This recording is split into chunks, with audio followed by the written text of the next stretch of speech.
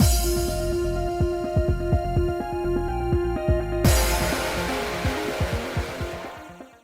guys, it's Spacey Sims, and we are back with more Illusions of Itehari. And it's Illusion of Itehari, but I can't stop saying illusions. Plural, but whatever. You know what we're back with. Anyway, continuing Aoyuki's route, and we were all upstairs conspiring. Well, not really. We have Ugetsu all chained up, and then there we hear someone downstairs, and here we are. We all come downstairs to find Kurozuru officers walking into the building. Huh? What?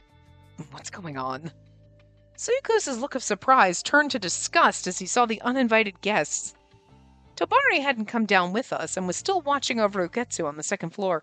All Ugetsu has to do is chuck himself on the floor and make a loud-ass noise. You know what I mean? He was supposed to be still in the He was supposed to still be in the entertainment district, so I was relieved by how perfect the arrangement was. Suyukusa, owner of Hangetsudo, and you there, Yashiro, could you accompany us immediately to the command office? Of course, you don't have the right to refuse. We've already gotten permission from the above to take you in. Whoa! Wait! I hurriedly cut in front of the officers who were already making their move to capture the others. What is the meaning of this? I demand an explanation. Why is the Lady of the Eastern Fifth hanging out here at a time like this? Ijiro murmured with a bit of irritation in his voice, looking at me with narrowed eyes. This is official Kurozuru business. I'd like to ask you not to interfere. We've come to understand that an anti-taiju group called the Shiranui is responsible for setting people on fire throughout Itehari. Among them, the head of the entertainment district, Tobari, is their leader, with Suyukusa, Yashiro, and even your attendant, Aoyuki, listed as members. Ugh. They got us. Just as we were uncovering the truth, they didn't get us, though. Like, we are not members of the Shiranui. And I'm sorry, a member of the Shiranui isn't doing this. Ugetsu is, and so is Yori. So she's like, oh, they got us. No. That's a wrong statement. It's more like, ooh, they're one step ahead pinning this on us. Because they got us is like we're guilty. None of that's true, though. I mean, Tobari is true. Like, you know what I mean? But before we could get to the bottom of it all, the Kurozuru fabricated a story of the criminals on their own. That. I thought Aoyuki would be at the estate of the Eastern Fifth, but this works out too. It's much less work to take you all in at once. What proof do you have? I asked him defiantly, refusing to back down. Where's your evidence that these citizens here are the culprits? Well, while we have no obligation to discuss this with you, Lady Spacey, we discovered a special mechanism used to ignite the fires in those incidents. The one who made them was found to be Suyukusa of Hangetsudo. He's been gathering all sorts of fuel and ignition sources from all over. Suyukusa groaned with a distant look on his face. He was gathering all of that? I imagine it was because he needed them to recreate the ignition device. But considering the situation, I can understand how that would put him under suspicion. And Yashiro, you've been seen multiple times criticizing the Great Taiju in the 13th Division. We have several witnesses. Oh. I'm sure we don't need to re-explain Aoyuki's connection to the 6th day of the Lantern Festival. He was acting alone when you both went to the entertainment district, and we suspect that the suspicious man at the time is an accomplice of his. I'm sure that man was a subordinate of the head of the entertainment district, another member of the Shiranui. That assertion was certainly a forced one.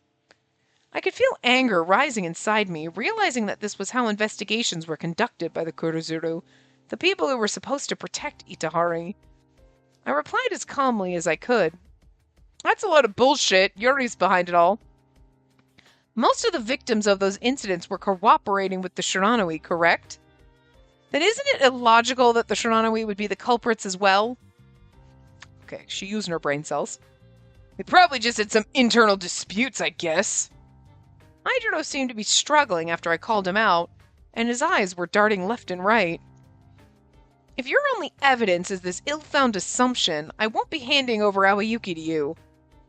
I looked back at the Kurozuru and stood my ground. And then, in a calm but firm voice, "Leave this place, officers! This is the home of my friend. I will not allow you to step foot in here without permission. I'll be reporting this to my superior, how the Lady of the Eastern Fifth failed to cooperate with us." "So be it." I responded without hesitation, at which point he drew back slightly. "I'm the head of the Eastern Fifth. If my actions here affect the reputation of my family, I'm prepared to take responsibility for the consequences." Maijiro frowned, but nodded. "Yeah, they're trying to, threaten you into submission."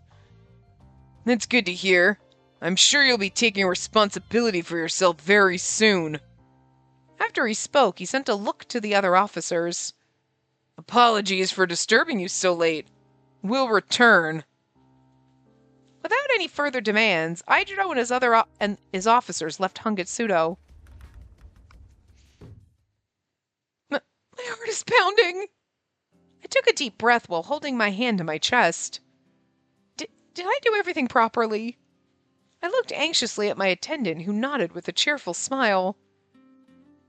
"Yes, you were outstanding, my lady." He's like, "She basically said they can't take me. How sexy."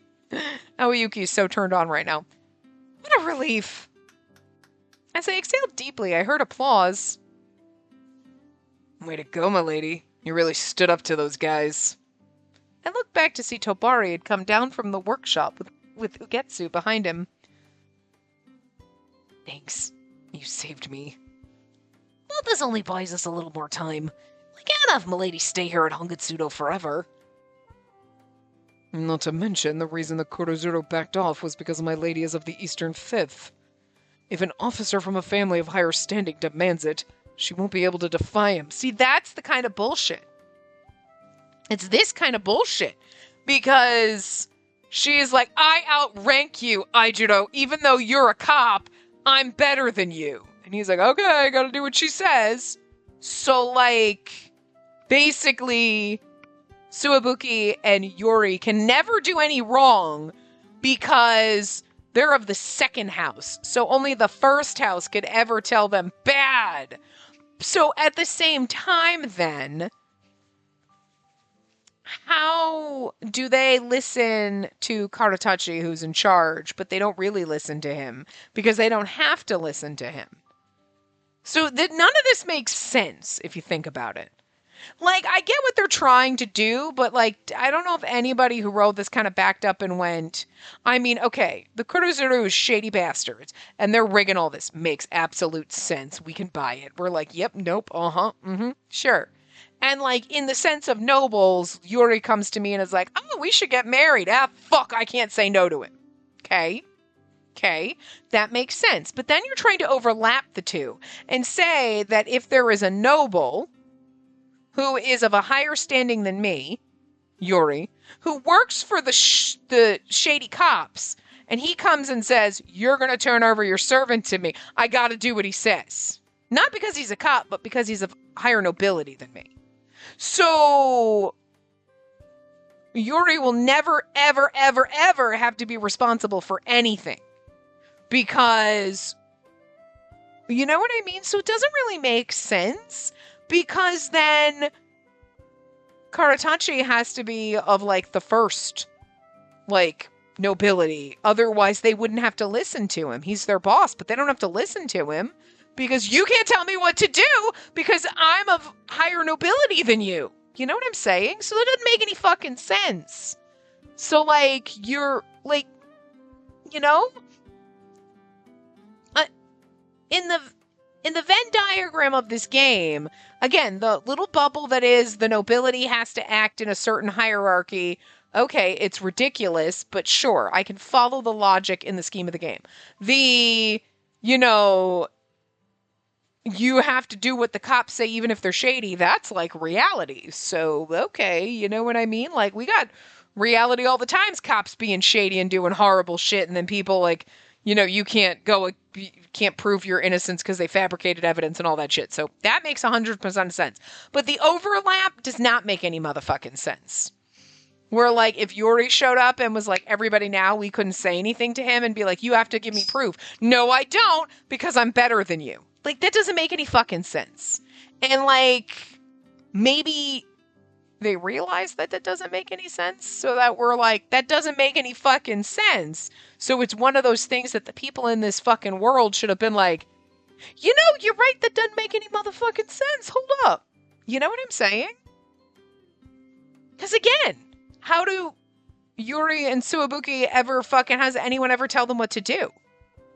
I mean, Suwabuki, I feel like, would just be like, but you know what I mean? Like, Like, so the prime minister also had, like, unless he's of the first, he has no jurisdiction anywhere to do anything because he can't go to Yuri and be like, listen, nope, I outrank you. So, like, you know what I mean? Like, the hierarchy in the nobility outranks the hierarchy in, like, sort of their justice system. And that doesn't make any sense to me. But it's only if you're a noble in the Kurozuru, but they mostly are, and that, so it's just the overlap doesn't make fucking sense. It makes no goddamn motherfucking sense. And, like, I don't know if they purposefully did that so that we'd realize that this place is like a weird batshit cult and it gets more batshit as we go. Or if they didn't think about how fucking illogical that is, how it makes no sense, and they were like, don't worry about it. But it bothers me now, because I'm like, I feel like it feels like lazy writing to me. Right now. Of like, that's just lazy writing because you didn't want to actually kind of craft a reason for things to happen. You're like, Yuri shows up and you just have to do what he says. It doesn't matter. I mean, I guess that's kind of what happened here. Idro just has to deal with us being like, no. But it only makes sense as for the tiny little plot bubble we're in. It doesn't make sense for the world as a whole. Because again, Yuri is not the top of the food chain in the Kurozuru, but yet he would never have to listen to a commanding officer because they would never be above him because they're of the second. It's not like we're lower where he's of the fifth and we're of the seventh and it's something like that. We're like, okay, there's probably a couple. Who's above him? You know what I mean?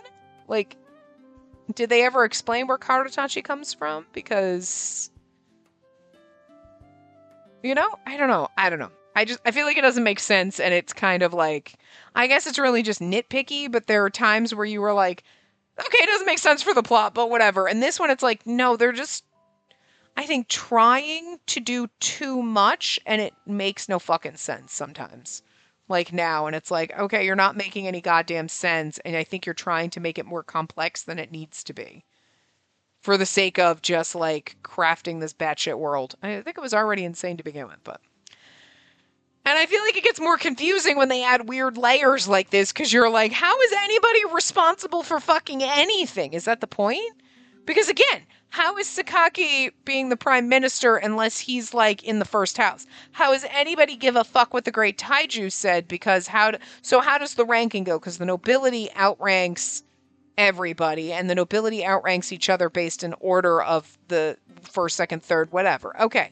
But then also, if you're a cop and you're in the second, then you don't have to listen to your commanding officer who's above you because they're in the third, so then there's no... So the nobility outranks... So what's the fucking point of you being in the... You know what I mean? And then, like... I mean, and then you'd be like, Sakaki would be up there, he's the prime minister, but it'd be like, only if you were born into the first, because otherwise nobody's got to listen to you. Like, you know what I mean? Like, how does this place function? Maybe that's the point. They're like, see, it doesn't.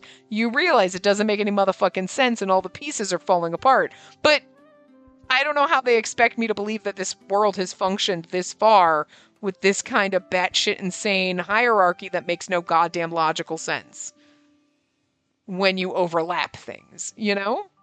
Like, I just, okay. I mean, again, in silos, the hierarchical bullshit makes sense, but not when you're overlapping it. Then it makes no motherfucking sense whatsoever. So, I don't know. This, Yuri was just one example. Again, I don't know how the fuck this man isn't running the country with how high up he is, because why does he listen to anybody? I mean, he doesn't, but then we have to do something. At this rate, Aoyuki and the rest of you will be arrested by the Kurozuru. Tomari thought for a moment, then let out a small sigh. We'd have nothing to worry about if we could turn the situation around right away. So for now... Tomari stood intrepid. Even considering the situation, he didn't seem to lose his composure and continued with a smile. We're all going to hide in the entertainment district? How about we hide ourselves? We keep buying ourselves time and wait for a better opportunity to make a move. But where could we hide? Oh, are we going to go hide in the temple? That's what you mean. Huh? What are you talking about? I was puzzled by everyone seeming to know of a place, and Tabari smiled. Also that, like, why can't we just go and see Hiragi and be like, here's the truth of what's happening. Yuri's fucking involved. We don't know how to prove it, but they're trying to send everybody up the river. And supposedly the Great Taiju's supposed to be, like, the big guy that everybody listens to, but he's also not. And we've kind of, Ugetsu's basically been like, he's like the guy, but nobody listens to him. So why does everybody fear him when he does nothing? Like, I mean, he's a religious figurehead, so I guess. But, like, we're all supposed to worship him, and anybody... This is not like a normal world where you have, like, religious figureheads and everything, and you're like, well, that's not... Everybody doesn't subscribe to the same fucking religion. This is, yes, you do! You worship Taiju! Shut your face! And if you don't, then you're anti-Taiju, and we're gonna shove you into the abyss. You know what I'm saying? So this is very culty. But if our cult leader is supposed to be, oh, hail the cult leader! Why do we have a prime minister? You know what I mean? Again, it's not. And then the cult leader is like there, but doesn't get to make decisions because the prime minister and the Ryuei is like, yeah, no. Anyway, and they don't listen to him, but we're all supposed to worship him, but nobody listens to him? You know what I'm saying? Like, what the... Is it just me? I don't know. I don't think they really thought too much about... I'm sure when you get down to it, there's going to be something, but I feel like they tried to put too much and do too much with different things, and so it kind of doesn't make any sense, and we're going to get to the point where we're like, yeah, there's like some kind of plot or something in the story, and we're going to get to the end and be like, did they mention... I guess they did. I don't know, and it's not going to make any goddamn sense.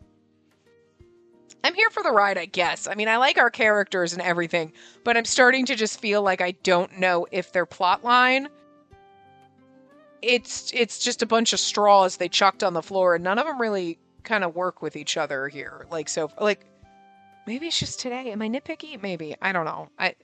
It just seems like it's getting a little more weird the more information that comes out. And that could be the crux of it. Like, see... Once you see the man behind the curtain, you realize it's just a dude. He's not some great and magical wizard. But, like, I don't know. Anyway, I was puzzled by everyone seeming to know of a place, and Tabari smiled. There's a place where a noble woman would never step foot, and where no one would think to try and search for one. But the other question is, what do we do with this guy? Tabari turned his gaze toward Ugetsu, who remained silent and sullen the entire time. He knows the truth about these incidents and serves as a living witness who can testify to everyone's innocence. I don't think we can afford to hand him over to the Kurozuru yet. If we handed him to their custody, they'd probably use him as a tool to fabricate a better story for themselves, especially Yuri. They'd make sure the real truth was never revealed. I understand what you're saying, milady, but... Yamashiro glanced at Ugetsu, then asked his question with a curious look. We gotta go hand him to What's-his-face? He's burned multiple people to death. We're gonna keep custody of a dangerous person like him. He's calm and cooperative now, but we don't know when he might catch us off guard and attack us. I think it's a little too dangerous to bring him along. I agree with that, but I don't think chaining him up into the building and let him die is going to be right. In response to Yashiro's point, I replied, I trust Ugetsu's loyalty. We have Aoyuki! We have Aoyuki. There is no way I trust his loyalty. Fuck that shit. It's I trust Ugetsu's loyalty.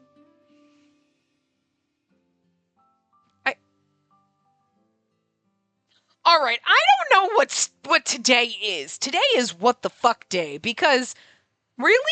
We've been here. None of this has made sense. And now we're gonna have to. This is the right answer.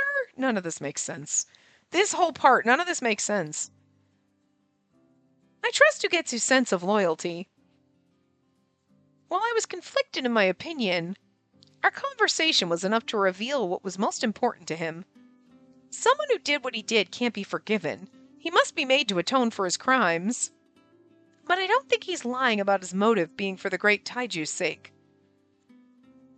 And I think Ugetsu himself wouldn't want his fate to be left to the Kurozuru until he's given a proper trial for his crimes. Besides, if he were to be captured now, we might end up causing even more trouble to Hiragi. Hiragi? I knew Suyakusa rarely used honorifics toward nobles, but referring to the great Taiju so casually still gave me a start of surprise.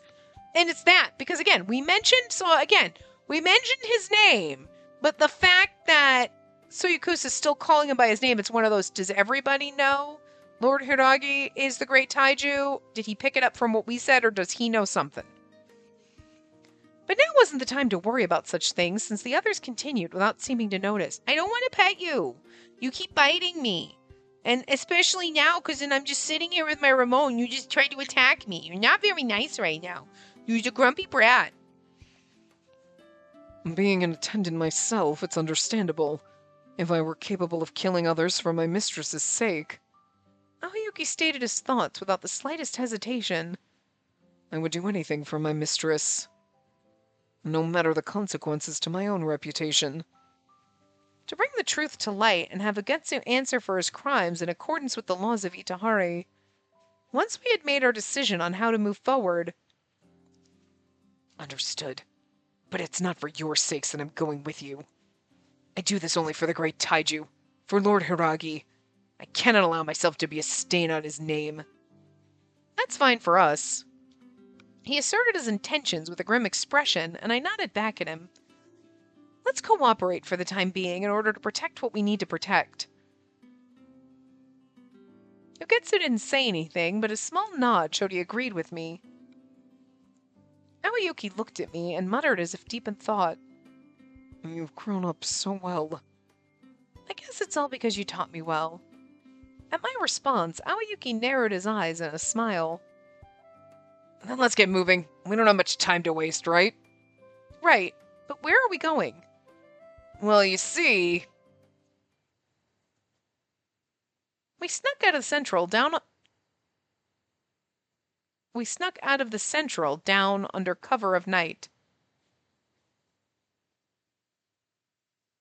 We snuck out of the central down under cover of night. There's not a single pause or that feels like the weirdest sentence ever.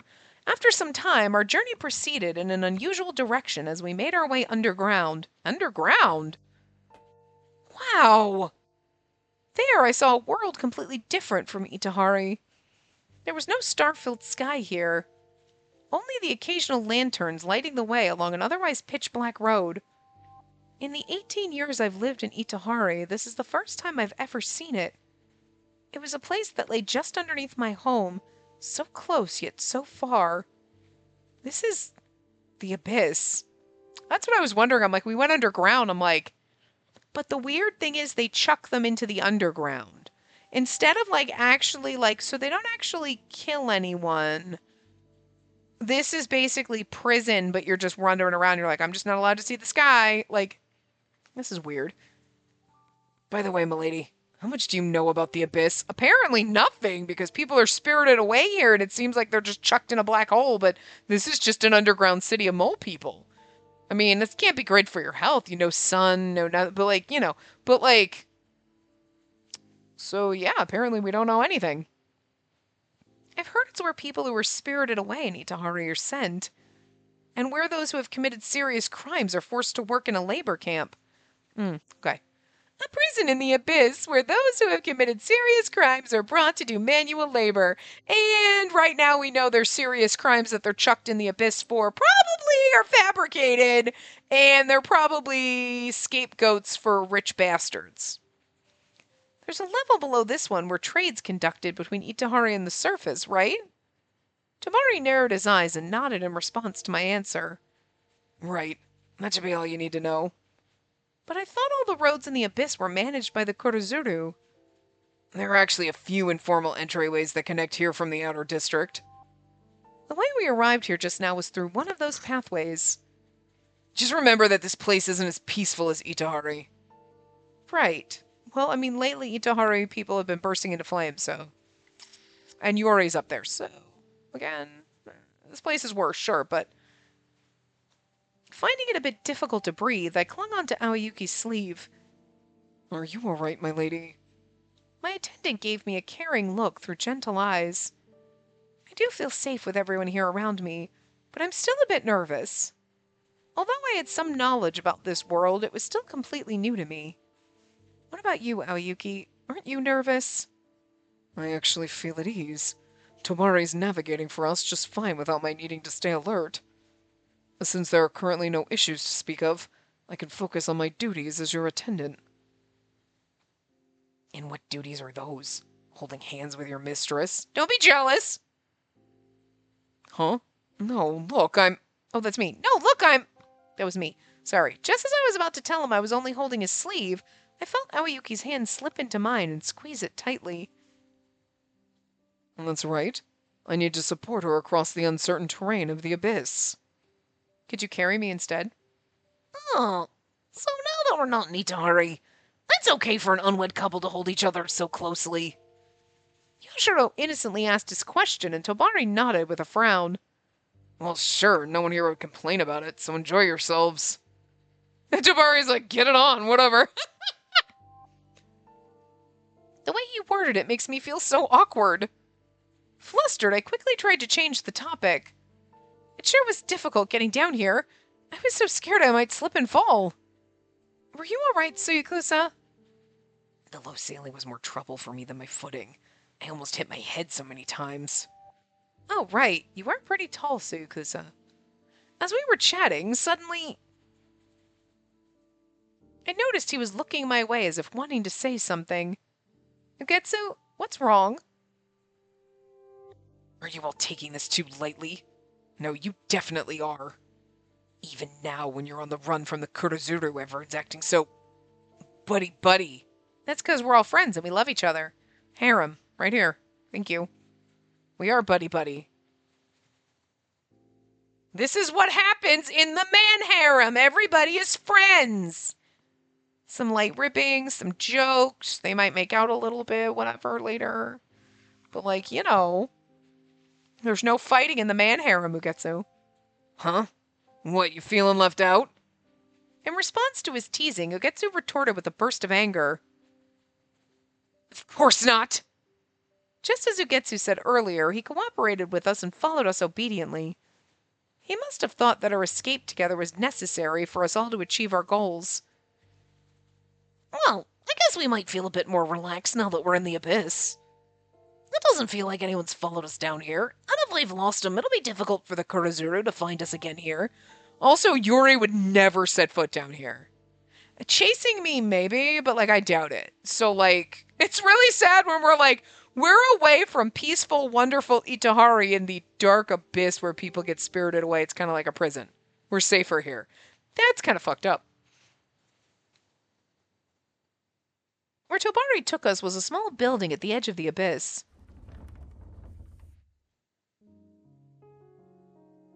Dr. Shohaku? Yeah. Dr. Shohaku, you here? Oh, look at this dude! A short moment after Tabari called out, a man appeared from one of the rooms. Hey, Tabari. Here I thought you were paying me a visit. What's with the entourage? I noticed the stubble on his face, which bore the look of annoyance, and the white lab coat he wore. This man looked slightly, like, stoned. I kind of like it. He's like, sup, yo? Sorry, Kurozuto's got us in their sights and we can't stay above anymore. Let us stay here for a bit. Listen here. Dr. Shokaku cradled his forehead in his hands at Tobari's request. Shohaku, wow. This isn't a hideout for you to run away into. It's a medical facility, a place for the sick and injured. We'll be sure not to get in your way. There's nowhere safer to sleep in the abyss than here, is there? And even if the Kurozuto do come here, we'll get out right away, so just say we forced you to let us in.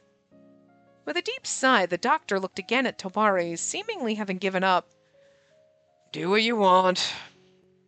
I've been sent down here to the abyss. I got nothing to be afraid of anymore. In any case, the one that's got an injured arm, yeah? Let me see it. Dr. Shohaku blatantly pointed at Ugetsu. Bluntly, sorry. No, I'm a criminal. I have no right to be taken care of. Ah, shut it. Who gives a crap?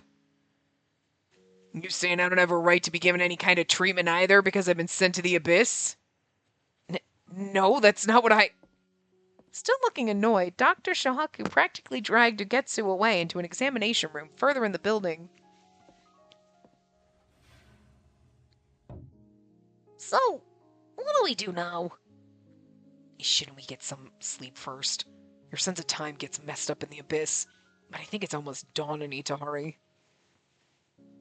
We don't have much space, so I'm sorry, milady, but you'll have to sleep with the rest of us. I'm fine. I'm just glad we have a safe place to rest in. You're like, oh, gosh, darn, no, I have to cuddle with a bunch of hot men. Oh, whatever will I do? You sure? Your attendant doesn't look so fine about this. When I turned to Aoyuki, I saw that he had a strained expression on his face. I'm forcing my lady to sleep huddled with everyone else. Huh? Really? It's fine. I panicked to reassure my crestfallen attendant, and Tobari chuckled. I never met a noble quite like you, milady. Even here in the abyss, the area around this medical facility is pretty safe. For tonight, feel at ease while you get some sleep. After Ugetsu's treatment was finished, Dr. Shohaku led me into a private room. He told me to use the room for tonight, and as I laid down feeling grateful for the gesture, I can't fall asleep at all. I knew it'd be morning soon, but I was still wide awake. Where is my boyfriend to snuggle with me? My mind must have been agitated by so many things happening at once. I should have asked Aoyuki to stay beside me until I fell asleep. I realized what I was thinking and snapped back to my senses. No, I couldn't do that. Everyone else is here with us, after all. My embarrassment made me even more awake than before. Ooh. Oh, that's us getting up? I heard a creaking. Feeling unable to relax in the slightest, I got up from bed.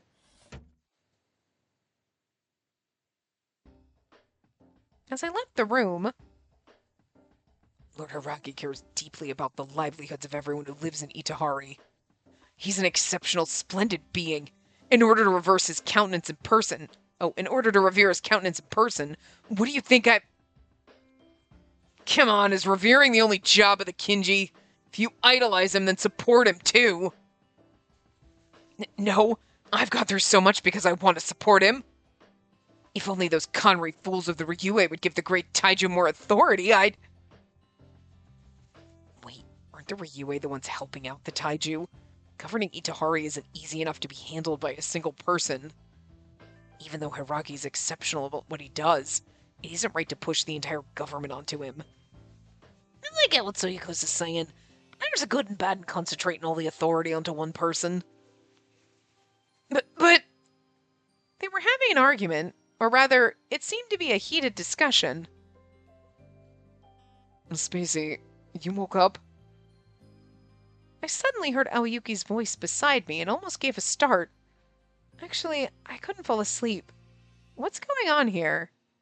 Aoyuki looked reluctant, but answered my question regardless. Everyone was too wide awake to fall asleep, but we all decided to force ourselves to get some rest. But Yashiro said something a bit insensitive. I mean, that sounds like Yashiro. He asked what the Taiju actually was, which got Ugetsu riled up. Started a political debate. People often said don't discuss politics, the great taiju, or who the best arcanist is, but given the topic of discussion, it seemed this heated debate wouldn't end for a little while. You weren't joining them, Aoyuki? No. I intend on focusing on security, just in case something unexpected happens. I see. Thank you for looking out for everyone, Aoyuki. He's like, I don't give a fuck about them. No. He denied it as his gaze wandered. It's not for everyone's sake, but for yours, my lady. Told you. When he turned back to me and smiled, my heart skipped a beat. Although, I guess I'd save Lord Soyakusa if he were attacked. What about Yashiro? I don't think he needs saving, but we haven't heard much about Ginwon yet, so I guess so. What about Tobari and Ugetsu? Considering how well they can fight, I'm sure they'll be fine. I couldn't help but feel he was being a little heartless, but I did understand what he was saying. I'm yours, so it's natural that I only worry about you. I know you don't want anyone to get hurt, my lady, so I'll do what I can. But you're my #1 priority. That's the one thing that's non-negotiable. You know, and I find that extremely sexy of you. I see. Considering our relationship as mistress and attendant, it was only natural that he would say so, but no, but like it's kind of hot. Because like it's a slightly inappropriate relationship, but then he's like, I will do anything to protect you, and that's sexy as shit. Perhaps because I was overthinking things, I could feel my heart racing. Say, Aoyuki, since we can't sleep, would you mind coming out for a walk with me? Aoyuki fell silent with hesitation, then finally nodded after a moment. Can we just pace the bedroom, because I feel like it's safer? All right. Thank you, Aoyuki. You're the best. Despite the grim situation we faced, I found myself excited as we left the clinic. And nobody knows we left. Except for Shohaku. He saw us leave. The air in the abyss seemed somewhat stagnant and was strangely colder than the air in Itehari. Either all of its residents were still asleep, or this was just how it normally was during the day. The roads were all empty and silent. I felt like the abyss was somewhere so far away. The place to which the criminals of Itehari vanished. I always wanted to go to the outside world, but setting aside the surface, I don't think I saw enough of Itehari. Aoyuki looked a little troubled as he lowered his eyes. You don't need to worry about the abyss. If you focus on what's in front of you and live as a proper noble, you'll be guaranteed a bountiful life. And yet, I'm sure you just aren't able to do that. Aoyuki? In the years I've spent with you, I've come to see a lot of things. I've learned a lot of things which you've taught me. Aoyuki paused, then fixed his gaze on me. Are we going to kiss now? Because this is chapter 7, and he only got one more chapter left, so I'm just saying. I had a bad feeling when I saw the look in his eyes. Spacey, after tonight, go back above. What? You weren't being accused of anything, and you're the head of the Eastern Fifth. The Kurozuru won't be able to touch you if you just tell them you don't know about where we all ran off. They'll find it suspicious if you're gone from the mansion for too long. You have to get back before they consider you an accomplice, so... No! How could I possibly leave Aoyuki behind? I'm prepared to stay with you, even if I'm convicted of committing a crime. That's what I've been preparing to do ever since we all talked about going into hiding. My lady, you can't. The sound of his voice as he scolded me was stiff and uneasy. You have a role you need to fulfill as a noble. You don't need to be chased around like the rest of us. In response, kiss him. That's not the option. I'll protect you. He won't listen to me. I feel like he won't listen to you, but why would you say he won't listen to me? Feels like we're going to gear up for a bad end. Like, he won't listen to me. I'll just resign. No, we need to keep fighting him and be like, God damn it. Fucking accept my love, Aoyuki. So I'll protect you. Create save file 4 here. I told you the other one's going to end up in a bad place. We got lots of bad endings in this one, huh? Wait. Oh, wait. Okay, no, all right, there we go. I had flipped too far back. I'll protect you better be the right answer. Yeah, okay. No, you're mine, Aoyuki. Even if I said it Even as I said it aloud, I struggled with phrasing it so harshly since I was afraid he would hate me for it. But once I started, there was no stopping. The reason I'm here is because you're important to me, Aoyuki.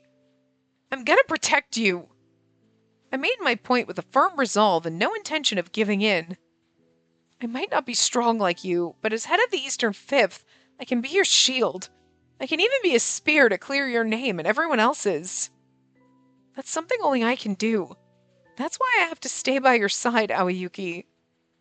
Aoyuki sighed, and his eyes were teary as he smiled. Spacey, you're far too generous to your attendant. That's because I'm in love with you, stupid. Get it through your head.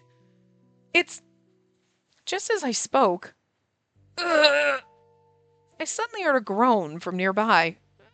Everybody's always kiss-blocking me. Aoyuki swiftly grabbed me around the shoulders and pulled me toward him, looking around alert as he pulled out some kunai. A resident of the abyss appeared before us in tattered clothes. Are you all right? Are you injured? But the man only responded with another groan. Excuse me...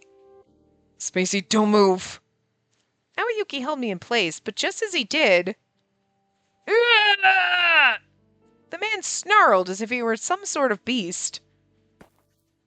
It then leapt toward me, moving like the monster I had read about in stories. Doesn't have a sprite, so he's not important.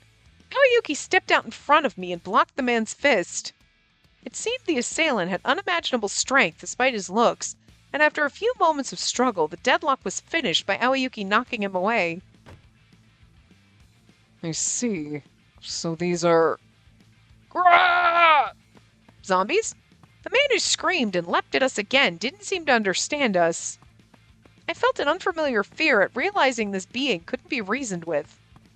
Aoyuki's kunai tore into the man's leg, injuring it beyond use. However, using an arm in its place, the man rushed forward to attack again.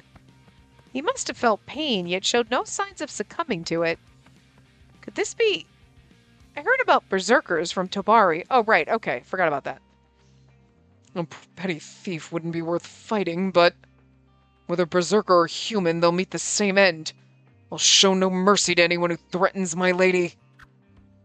Hot. Aoyuki spoke coldly as he threw more kunais, sending them gliding through the air. They tore deep into the berserker's throat, spilling forth fresh red blood. He did say before he would kill for me, so I'm just saying, you know? An old memory resurfaced as I watched. I've seen this before. Let's go. Aoyuki urged me forward as I stood speechless. Seeing I wasn't moving right away, he picked me up and dashed down the road.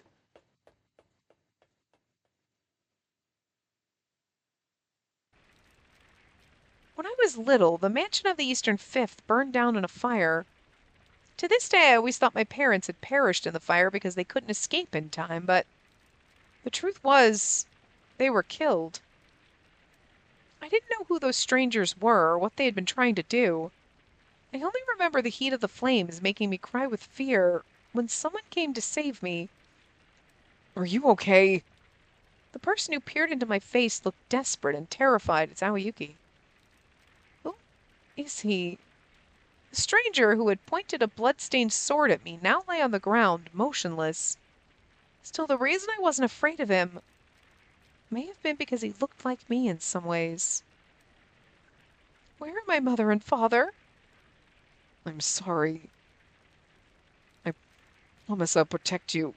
At least, you're all right now. So someone killed our parents, lit the house on fire, came to kill me, and he killed them to save us. That's adorable. My lady, you don't look so good. Aoyuki frowned with worry as he looked at my face. I think I need to rest a bit. My voice was quieter than I thought it would be as I replied. Ooh. I mean, I know we're all... Okay, we're underground. Why does it look like there's a sky with stars? Okay, and I know it's like But like it's a little pond and everything here, this little pool thing. Even though it's like then there's bricks and boards hanging all over, and it's supposed to look like rundown, but it's like kind of cool and kind of pretty. The pond seems so pretty as it bathed in the light from above, but seems somewhat terrifying as well. When Aoyuki gently set me down on the ground, he looked at my face again. I think it's like the lighting and everything like that. You know what I mean? Like, Aoyuki. I took his hand and looked him straight in the eye. That night, when the mansion burned down, if you hadn't come to me then, I would have been killed. It wasn't just a fire that happened that day, was it? You remember now. Aoyuki's expression was pained as he hesitated, but he eventually continued in a soft voice. I never intended to tell you about it, but even in Itehari, where order is supposed to be upheld, there are murders between nobles. His revelation was shocking to me. Yeah, so again, oh, nobles murder each other, and then especially if you're of a higher rank, no one's gonna do anything because you're allowed to. Like, it's fucking psychotic. Your father, the previous head of the Eastern Fifth, stood at the center of a particular faction, and that's why he was assassinated by a political opponent. I'm sure the culprit intended to kill everyone in the family and pass it off as a tragic accident with the fire. The shock of witnessing such a thing must have made you repress it. Even I couldn't bring myself to talk about what happened that day, and made no attempt to remind you. Before that incident, I wasn't a servant of the Eastern Fifth. For a moment, we were both silent as I looked deep into aster-colored eyes that held me steady. The aster-colored eyes. At the time, I was ordered as part of the Kinji to protect the home of the Eastern Fifth. The reason I was chosen was that a commoner wouldn't nurture personal biases and the ongoing conflicts among nobles. And I suppose you could say I was relatively close to the person who gave me the command. I was given the order to begin working as a servant at the mansion of the Eastern Fifth. And that was when the fire happened. By the time I rushed over, the mansion was already engulfed in flames. The only one I was able to save was you, Spacey. I had thought that Aoyuki had always been by my side since the very beginning. Oh, the beginning of your life after the fire. After learning about his past, I finally understood the mystery behind what had been lingering in my mind. After saving you, I was also asked to choose between continuing to serve as part of the Kinji in the Sanctum, or to stay by your side and protect you. And I didn't feel any particular pride for being a member of the Kinji. It didn't feel right to leave a small child who had just lost her parents, so I decided not to.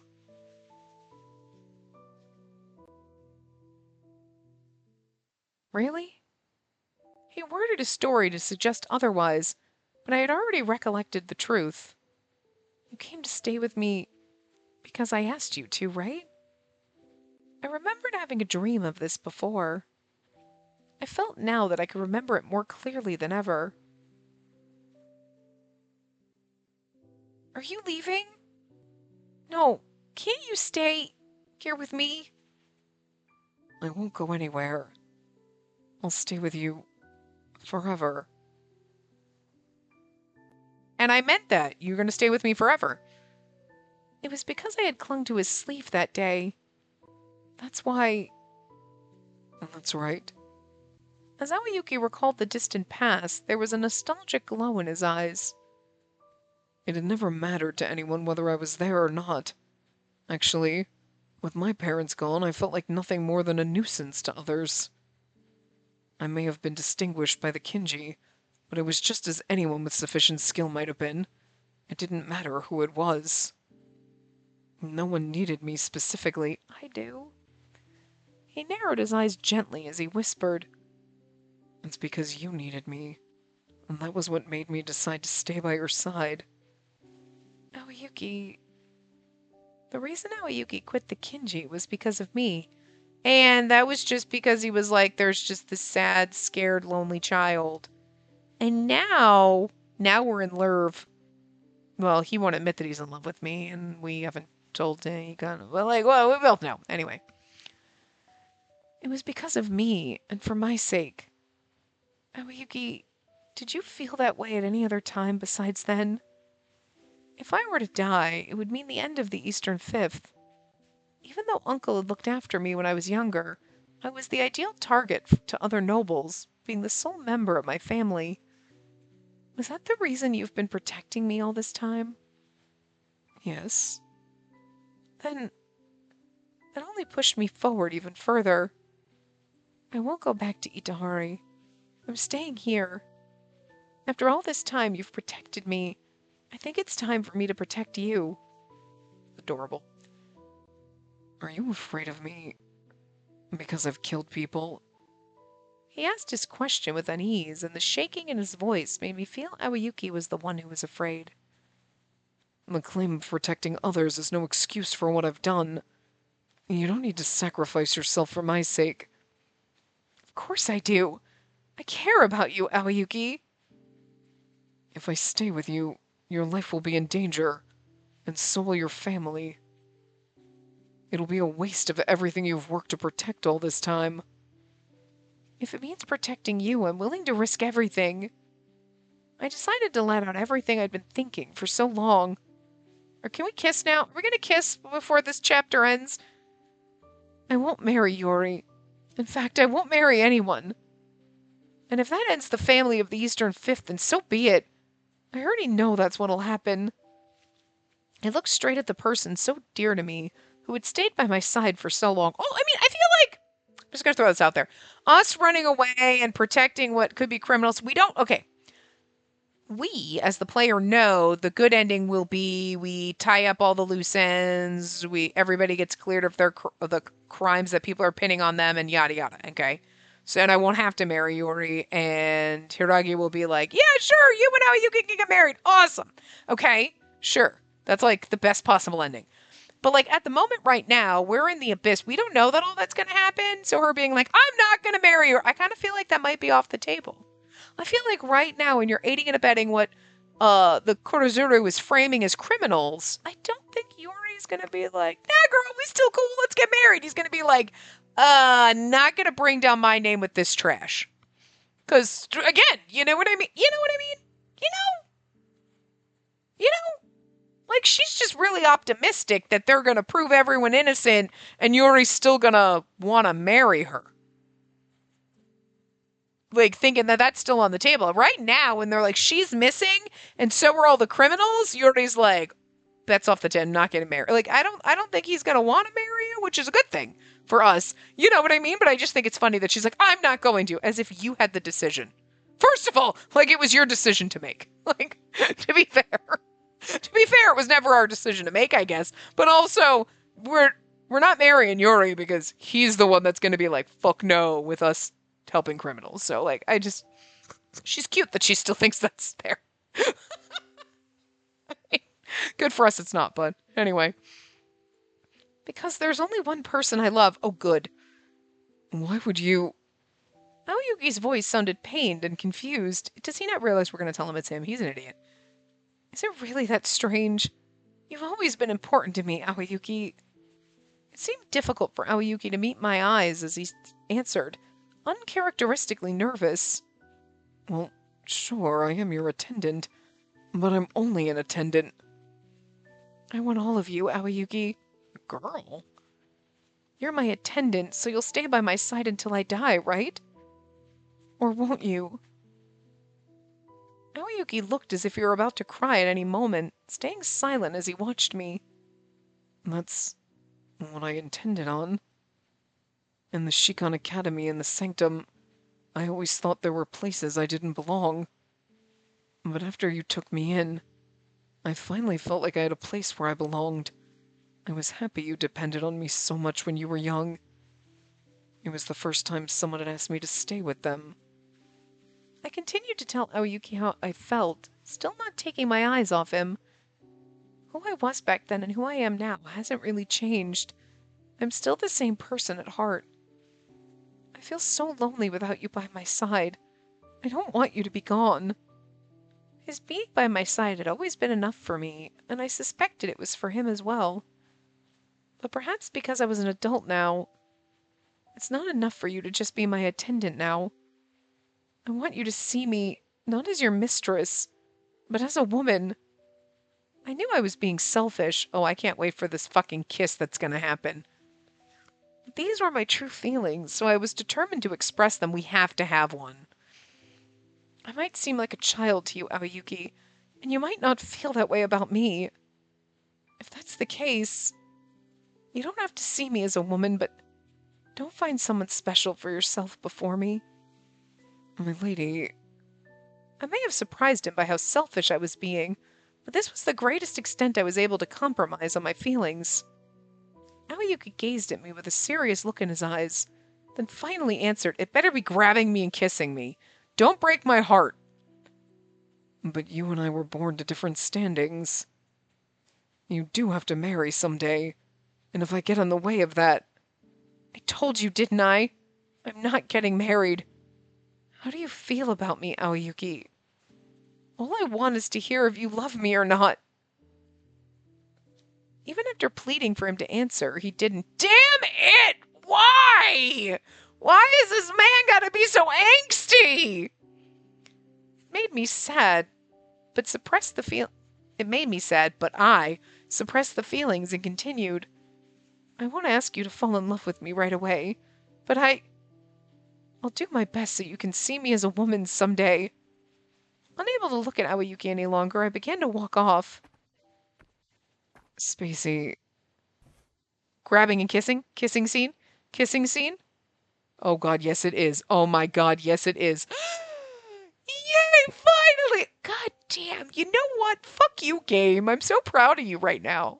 The whole, like, he's not going to answer, and she's like, fine, whatever. And it's like, angst! And then, no, they gave me the kiss that I wanted! This was the oh!